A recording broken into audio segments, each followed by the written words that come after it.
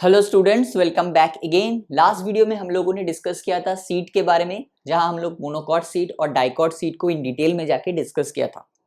आज हम लोग इसके बाद हम लोग फैमिलीज में जाएंगे। मतलब अब तक हमने जो कुछ भी पढ़ा है, मतलब फ्लावर की सिमेट्री से लेके कैलिक्स, कोरोला, एस्टिवेशन, प्लेजेंटेशन, एंड्रोइशियम, गाइनोइशियम, जो भी कुछ पढ़ा है हमने, ये सब कुछ मिला के अब हमारे काम में आने वाला है। और हम लोग धीरे धीरे एक के बाद एक फैमिलीज को डिस्कस करेंगे। लेकिन फैमिलीज को डिस्कस करने से पहले कुछ सिंबल्स को जानना बहुत ज़रूरी है, क्योंकि जब हम लोग फैमिलीज को पढ़ेंगे ना, तो दो चीज़ें आएंगी जो सबसे ज़्यादा कंफ्यूजिंग होगी। नंबर 1 आएगा फ्लोरल डायग्राम एंड नंबर 2 आएगा फ्लोरल फॉर्मूला। तो अगर आपको फ्लोरल डायग्राम और फ्लोरल फॉर्मूला को अच्छे से समझना है या अच्छे से लिखना है, तो आपको उनके सिंबल्स को जानना बहुत ज़रूरी है। तो आज की इस वीडियो में बेसिकली हम लोग सिंबल्स के बारे में बात करेंगे, राइट। तो हेडिंग डालेंगे क्या? हेडिंग डालेंगे सिंबल्स इन मॉर्फोलॉजी। क्या हेडिंग डालेंगे? Symbols in morphology. Symbols in morphology. Clear? Symbols in what? Symbols in morphology, right. सबसे पहले जब हम लोग एक फ्लावर को लेते हैं, तो सबसे पहला जो चीज हम लोग देखते हैं वो क्या है? वो है उसका सिमेट्री क्या है। क्या वो एक्टिनोमॉर्फिक है, क्या वो जाइगोमॉर्फिक है, या वो एसिमेट्रिक है, राइट। तो अगर वो एक्टिनोमॉर्फिक निकला, एक्टिनोमॉर्फिक यानी बताओ, अगर वो एक्टिनोमॉर्फिक निकला मतलब उसको हम लोग दो से ज्यादा, मतलब एक से ज्यादा प्लेन में टू इक्वल हाफ में डिवाइड कर सकते हैं। तो उसका सिंबल क्या हो जाएगा? उसका सिंबल हम लोग लिखेंगे ऐसे। मदर एक्सिस को हम लोग मिनिमम दो टाइप में डिवाइड कर सकते हैं। ये हो गया एक्टिनोमॉर्फिक का सिंबल। उसके बाद क्या आएगा? जाइगोमॉर्फिक। जाइगोमॉर्फिक यानी बताओ, जाइगोमॉर्फिक यानी होता है हम लोग एक फ्लावर को सिर्फ और सिर्फ एक ही प्लेन से दो इक्वल हाफ में डिवाइड कर सकते हैं। अगर ऐसा हुआ तो कौन सा सिंबल हम लोग डालेंगे? हम लोग ऐसा सिंबल डालेंगे,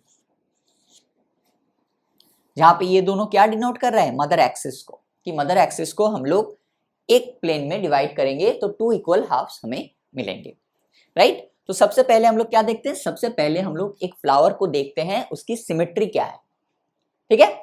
उसके बाद हम लोग क्या देखते हैं? उसके बाद हम लोग देखते हैं कि वो फ्लावर बाइसेक्सुअल है या यूनिसेक्सुअल है। यूनिसेक्सुअल है तो उसका मेल है या फीमेल है, राइट। तो अगर वो फ्लावर बाइसेक्सुअल हुआ, मतलब दोनों सेक्स ऑर्गन प्रेजेंट है, तो ऐसे केस में हम लोग क्या सिंबल यूज करते हैं? ऐसे केस में हम लोग ऐसा सिंबल यूज करते हैं, राइट। बाइसेक्सुअल का सिंबल यूज करते हैं। अगर वो यूनिसेक्सुअल हुआ, और यूनिसेक्सुअल में भी क्या है? यूनिसेक्सुअल फीमेल है, तो हम लोग कौन सा सिंबल यूज करेंगे? हम लोग सिर्फ और सिर्फ ऐसा एक सिंबल यूज करेंगे, ठीक है। अगर वो यूनिसेक्सुअल हुआ और मान लो कि वो मेल है, तो हम लोग कौन सा सिंबल यूज करेंगे? हम लोग कुछ ऐसा सिंबल यूज करेंगे। तो ये है बाइसेक्सुअल, ये है यूनिसेक्सुअल, और ये है unisexual female and this is unisexual male. तो सबसे पहला चीज हम लोग क्या देखते हैं? सबसे पहला चीज हम लोग देखते हैं सिमेट्री को।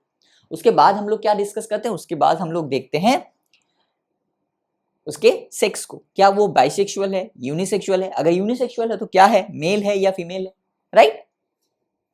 इसके बाद हम लोग क्या देखते हैं? हम लोग हमेशा क्या करते हैं? एक चीज हमेशा याद रखना, जब आपको फ्लोरल फॉर्मूला या फ्लोरल डायग्राम को आपको ड्रॉ करना है या लिखना है, राइट, आपको अगर ड्रॉ करना है या लिखना है, तो आपको हमेशा फ्रॉम आउटसाइड टू इनसाइड जाना पड़ेगा।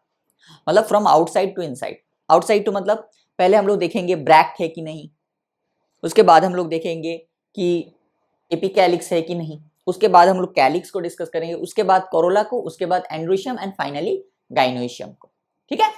तो इसके बाद क्या देखें? ऑलरेडी हम लोगों ने सिमेट्री और सेक्सुअलिटी देख लिया है। अब हम लोग क्या डिस्कस करेंगे? अब हम लोग डिस्कस करेंगे क्या वो फ्लावर ब्रैक्टिएट है।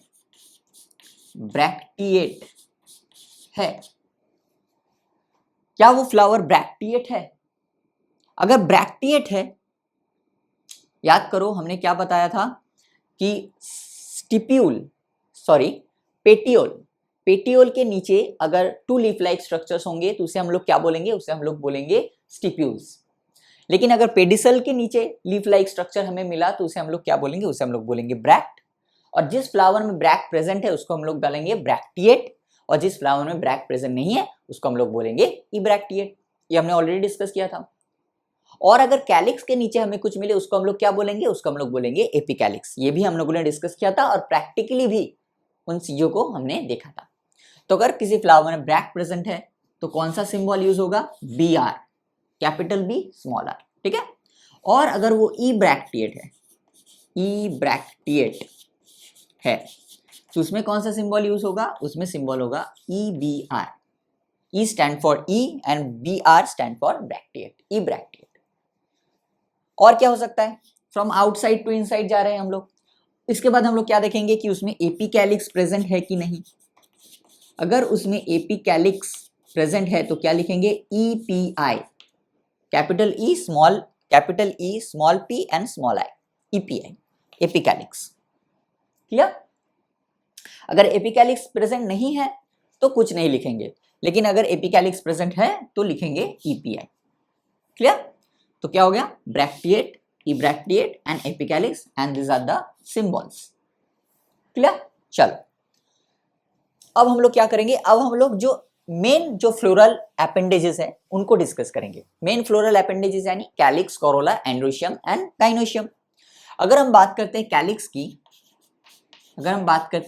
की, तो कैलिक्स का सिंबल क्या हो जाएगा, कैलिक्स को सिंबलाइज किया जाता है के से। किससे, के से, ओके, के से डिनोट किया जाता है। अब कैलिक्स जो है ये मान लो कि एक फ्लावर में n नंबर ऑफ कैलिक्स है, n नंबर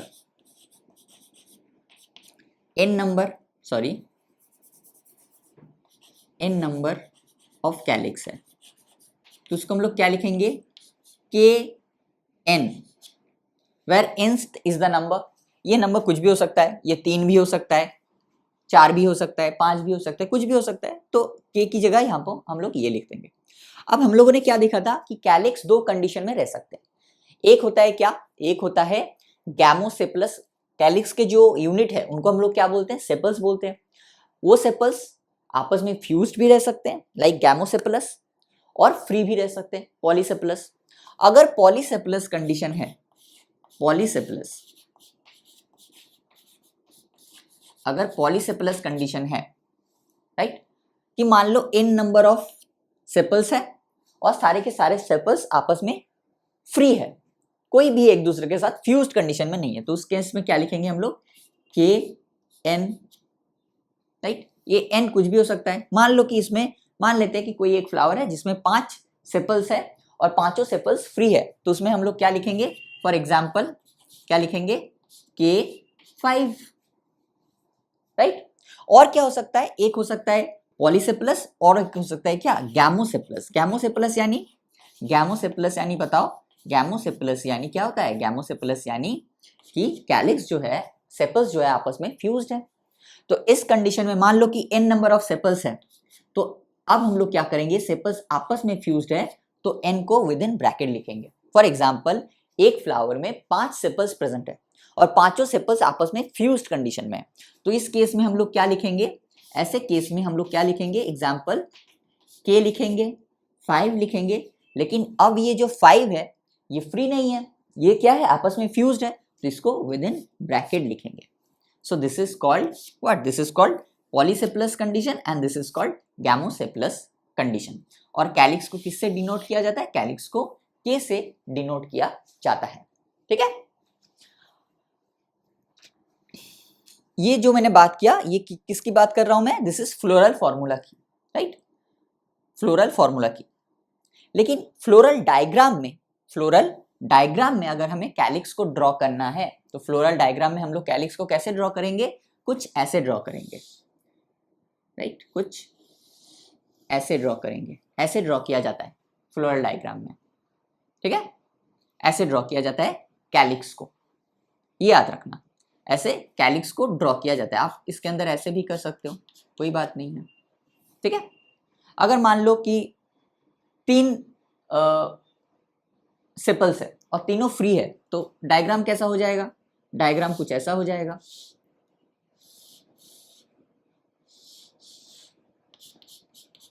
ये देखो मैंने 3 सेपल्स ड्रॉ किया है, sepal number 1, sepal number 2, sepal number 3, और तीनों ही आपस में फ्री है, कोई एक दूसरे के साथ फ्यूज नहीं है, मतलब पॉलीसेपलस कंडीशन में है, मतलब K3 हो जाएगा, राइट। अगर मान लो कि ये जो सेपल्स है आपस में फ्यूज्ड है, तो उसको हम लोग कैसे दिखाएंगे? ये भी हमने डिस्कस किया था कि ऐसे हम लोग जोड़ देंगे। ये थोड़ा सा बड़ा हो गया, कोई बात नहीं, लेकिन यहां हमने क्या किया, एक दूसरे के साथ जोड़ दिया। तो ये किसे डिनोट कर रहा है? ये डिनोट कर रहा है गैमोसिपलस कंडीशन को। तो अब हम लोग क्या लिखेंगे? K लिखेंगे, K3 ही लिखेंगे, लेकिन 3 को विद इन ब्रैकेट लिखेंगे। क्यों? बिकॉज ये देखो सेपल्स आपस में फ्यूज्ड है, ये देखो फ्यूज्ड, ये देखो फ्यूज्ड, ये देखो फ्यूज्ड, ठीक है। सो this is all about calyx. Clear? अब हम लोग क्या डिस्कस करेंगे? अब हम लोग डिस्कस करेंगे कोरोला को। कोरोला को यूनिट के क्या कहा जाता है? कोरोला के यूनिट को कहा जाता है पेटल्स, राइट। क्या कहा जाता है? पेटल्स। कोरोला को किससे डिनोट किया जाता है? कोरोला को डिनोट किया जाता है सी से। किससे डिनोट किया जाता है? सी से। अब कोरोला के केस में भी हमने 2 कंडीशन पढ़ा था। एक क्या हो सकता है? एक हो सकता है पॉलीपेटलस कंडीशन, जहां पे सारे के सारे जो पेटल्स है वो फ्री है, और दूसरा हो सकता है गैमोपेटलस कंडीशन, यानी सारे के सारे जो पेटल्स है वो आपस में फ्यूज्ड कंडीशन में है। तो क्या हो जाएगा? एक कंडीशन हो सकता है क्या? Polypetalous condition, polypetalous condition. अगर पॉलीपेटलस कंडीशन है और n नंबर ऑफ पेटल्स है तो क्या लिखेंगे? CN, easy. अब मान लो कि ये n जो है ये 5 है, तो क्या हो जाएगा? क्या हो जाएगा? C5, number of petals 5, right. और यहाँ पे हम लोग क्या समझ रहे हैं इससे? कि सारे के सारे जो पेटल्स है आपस में फ्री है, कोई भी फ्यूज कंडीशन में नहीं है, राइट। और एक क्या हो सकता है? और एक हो सकता है गैमोपेटलस कंडीशन। क्या हो सकता है? Gamopetalous condition. गैमोपेटलस यानी पेटल्स आपस में फ्यूज्ड है और n नंबर ऑफ पेटल्स है, तो क्या लिखेंगे? विद इन ब्रैकेट लिखेंगे n। मान लेते हैं किसी फ्लावर में नंबर ऑफ पेटल्स है 5 और आपस में वो फ्यूज्ड है, तो क्या लिखेंगे? C5, लेकिन अब ये जो 5 हो वो किसके अंदर चला जाएगा? वो विद इन ब्रैकेट के अंदर चला जाएगा। और पेटल्स को कैसे ड्रॉ किया जाता है? जब हम लोग फ्लोरल डायग्राम ड्रॉ करेंगे तो पेटल्स को कुछ ऐसे ड्रॉ किया जाता है, ऐसे। सेपल्स के केस में हमने कैसे ड्रॉ किया था? ऐसे, ऐसे। लेकिन पेटल्स के केस में देखो एकदम नॉर्मल, राइट, एकदम नॉर्मल। अब मान लो कि किसी फ्लावर में 3 पेटल्स है, तो कैसे ड्रॉ करेंगे? 1 2 3, 1 2 3।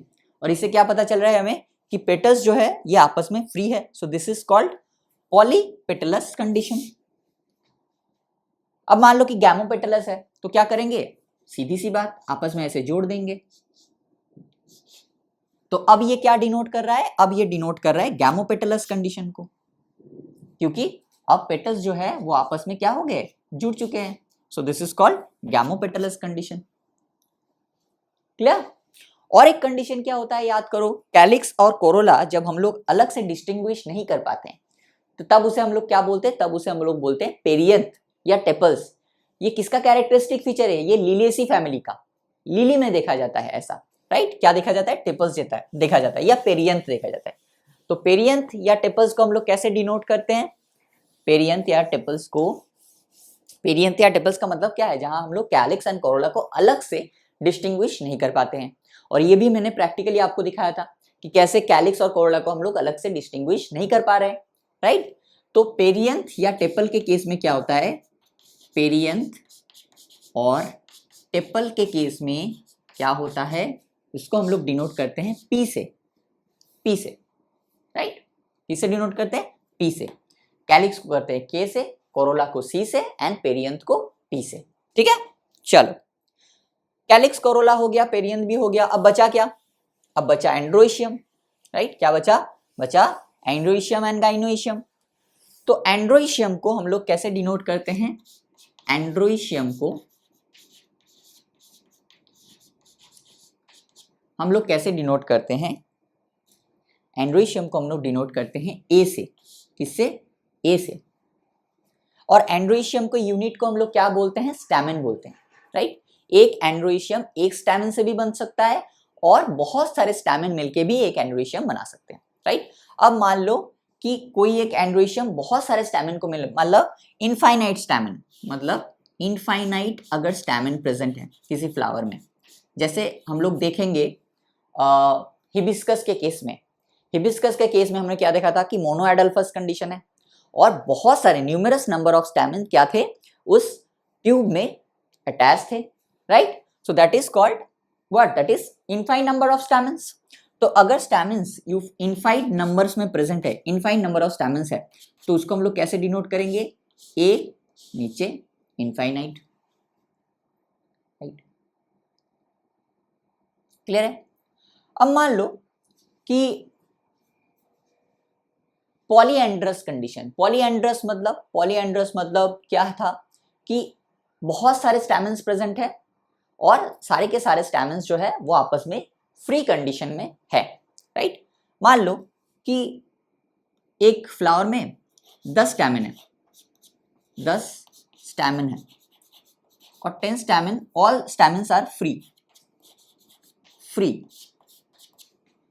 तो उस कंडीशन में क्या लिखेंगे हम लोग? ए 10 लिखेंगे, राइट।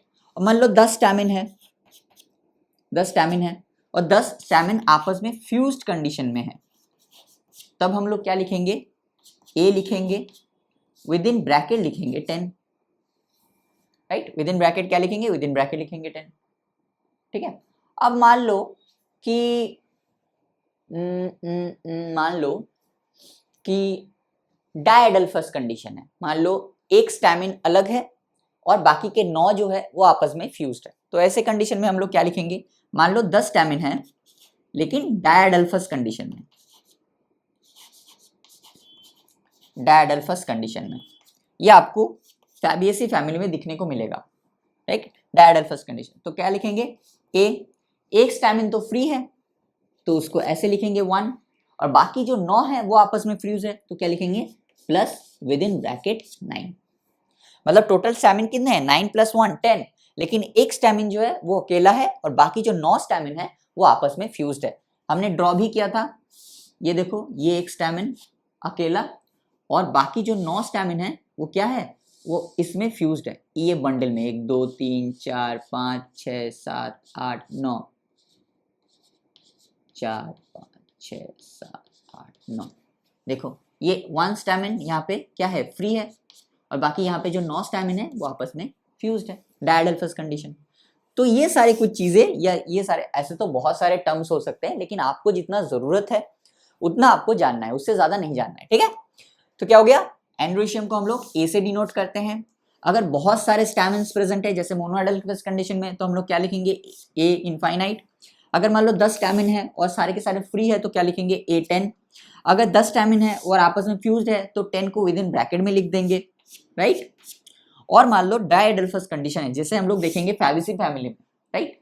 तो वहां पे क्या होगा? एक स्टैमिन अकेला रहेगा और बाकी 9 स्टैमिन फ्री में रहेगा, तो एक को हमने क्या कर दिया? अकेला रख दिया, प्लस 9 को हमने विद इन ब्रैकेट रख दिया, right. So this is all about the androecium. और हमने क्या पढ़ा था एंड्रोइशियम के बारे में? एंड्रोइशियम के बारे में हम लोगों ने पढ़ा था कि जो एंड्रोइशियम है वो क्या हो सकता है? वो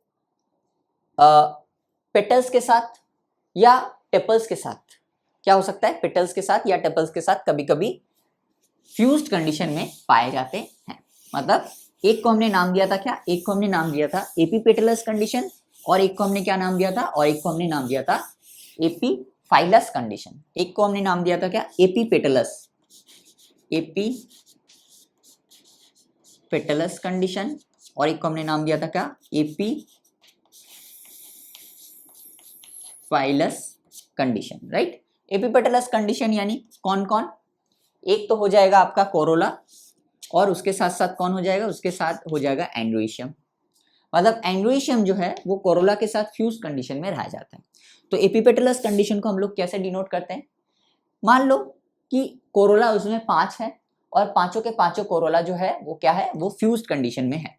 एग्जाम्पल मैं दे रहा हूं, तो यहाँ पे 5 लिख दिया, फ्यूज कंडीशन में है तो विद इन ब्रैकेट लिख दिया, राइट। अब मान लो कि एंड्रोशियम जो है वो भी 5 है लेकिन वो आपस में फ्री कंडीशन में है, तो क्या लिखेंगे, सिर्फ और सिर्फ 5 लिखेंगे, फ्री है। और एंड्रोशियम जो है वो एपीपेटलस कंडीशन में है, तो इसको हम लोग क्या लिखेंगे, ऐसे डिनोट करेंगे, सी के साथ ऐसे ए को हम लोग ऐसे कनेक्ट कर देंगे। सो this is called epipetalous condition, right. मान लो कि 5 कैलिक्स है, 5 पेटल्स है और पेटल्स जो है आपस में फ्यूज्ड है, इसी वजह से ब्रैकेट में लिख दिया। एंड्रोशियम भी 5 है लेकिन 5 एंड्रोशियम आपस में फ्री है, तो इसको विद इन ब्रैकेट में नहीं रखा। और कंडीशन क्या है, एपीपेटलस, मतलब एंड्रोशियम जो है वो कोरोला में फ्यूज्ड कंडीशन में है, तो इसी वजह से कोरोला के साथ एंड्रोशियम को फ्यूज्ड कर दिया। So this is the symbol of epipetalous condition. Same to same epiphyllous में भी हो सकता है, लेकिन एपीफाइलस में किसके साथ होता है, पेरियंथ के साथ, तो इसी वजह से सी की जगह क्या हो जाएगा, बस पी हो जाएगा। यहाँ पे भी लिख देते 5, ब्रैकेट लिख देते। यहाँ पे मान लो कि ए जो है ये A10 है और फ्री कंडीशन में है, और ये है एपीफाइलस कंडीशन।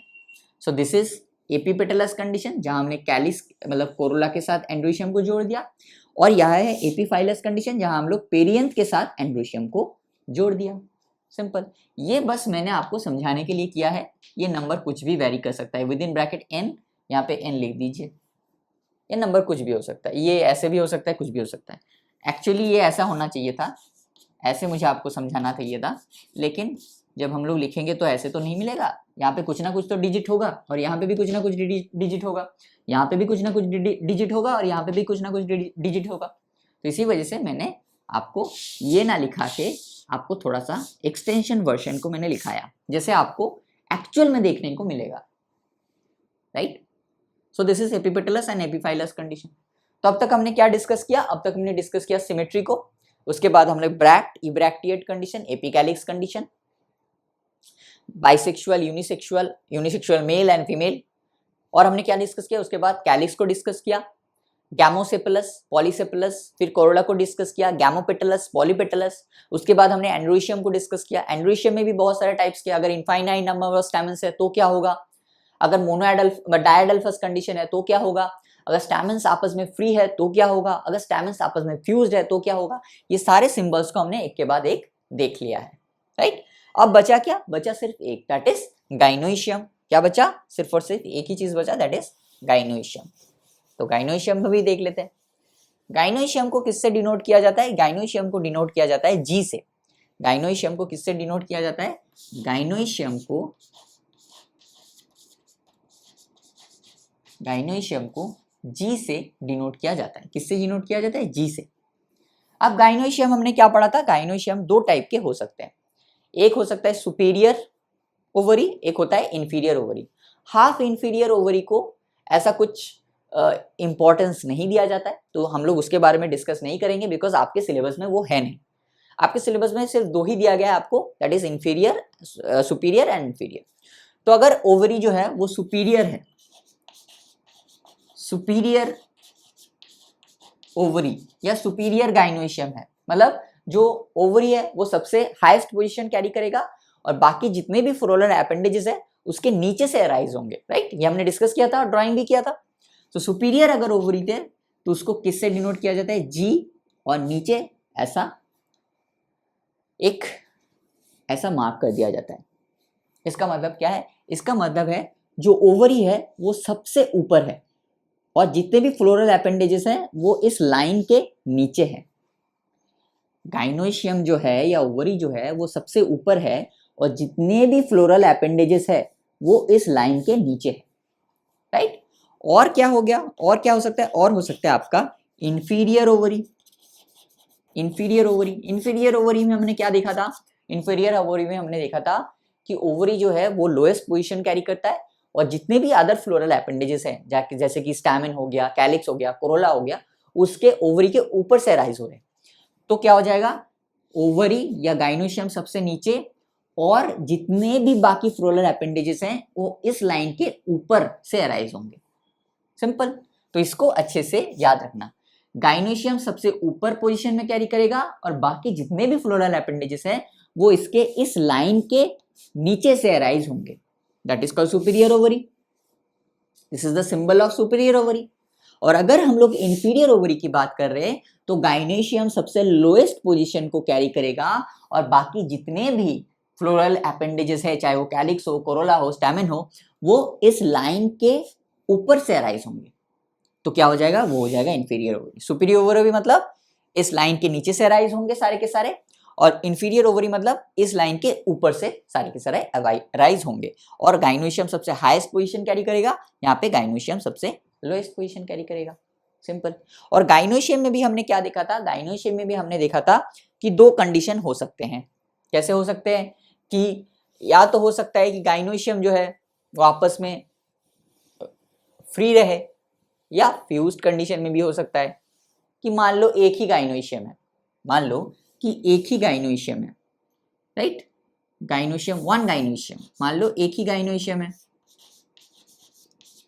और वो फ्री है, तो उसको हम लोग कैसे लिखेंगे, जी लिखेंगे। और मान लो कि वो सुपीरियर है, gynoecium, one gynoecium with superior condition, with superior condition, superior condition, तो क्या हो जाएगा ऐसे। और वन तो सिंपली वन लिख देंगे, राइट। मान लो one gynoecium with inferior condition, with inferior condition, तो उसको हम लोग कैसे डिनोट करेंगे, गाइनोशियम इंफीरियर मतलब इस लाइन के ऊपर से, और वन, वन मतलब फ्री है, तो ऐसे। तो one gynoecium with superior condition, one gynoecium with inferior condition. अब मान लो कि गाइनोशियम 3 है, जैसे कि लिलियेसी के केस में देखा जाता है ट्राई कार्पिलरी कंडीशन, राइट। क्या देखा जाता है लिलियेसी के केस में, ट्राई कार्पिलरी कंडीशन, राइट।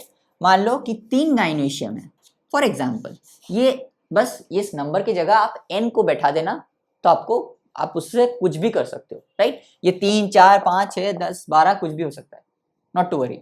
मतलब मान लो कि 3 गाइनोशियम है, 3 गाइनोशियम है। गाइनोशियम तो मतलब एग्जैक्टली गाइनोशियम टर्म जो है वो यूज करना गलत है। 3 कार्पल्स है, मोस्ट इंपॉर्टेंटली 3 कार्पल्स है, 3 गाइनोशियम नहीं है। गाइनोशियम एक कार्पल से भी गाइनोशियम बन सकता है, 3 से भी बन सकता है, 4 से भी बन सकता है, 5 से भी बन सकता है। गाइनोशियम के यूनिट को हम लोग क्या बोलते हैं, कार्पल। तो एग्जैक्ट टर्म जो होगा, हम लोग हालांकि बोलते हैं कि 3 गाइनोशियम, लेकिन एक्चुअली साइंटिफिक टर्म में ये गलत है। हम लोग को बोलना चाहिए कि 3 कार्पल्स है, 3 कार्पल्स है with superior gynoecium, with superior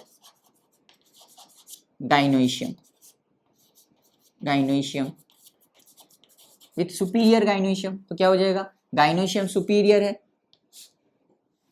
3 carpels with superior gynoecium, 3 carpels, 3 fused carpels, यहां पे दे रहे हैं 3 फ्यूज्ड, इसको लिखिए 3 fused carpels with superior gynoecium. 3 fused carpels है तो क्या लिखेंगे, विद इन ब्रैकेट हम लोग 3 लिखेंगे, राइट। अब मान लो कि 3 फ्यूज्ड कार्पल्स है with inferior gynoecium, with inferior gynoecium, तो इसको हम लोग क्या कैसे लिखेंगे, ये 3 फ्यूज्ड कार्पल्स की जगह 3 फ्यूज्ड गाइनोशियम भी होगा तो कुछ गलत नहीं है, लेकिन एक्चुअल जो टर्म है वो कार्पल होना चाहिए, ना कि गाइनोशियम।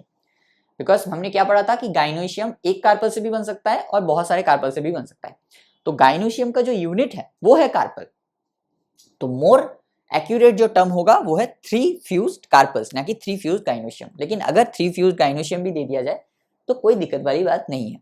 तो क्या बनाया हमने, 3 fused carpels with inferior gynoecium, तो पहले क्या लिखेंगे, गाइनोशियम इंफीरियर, और 3 फ्यूज्ड है तो विद इन ब्रैकेट 3।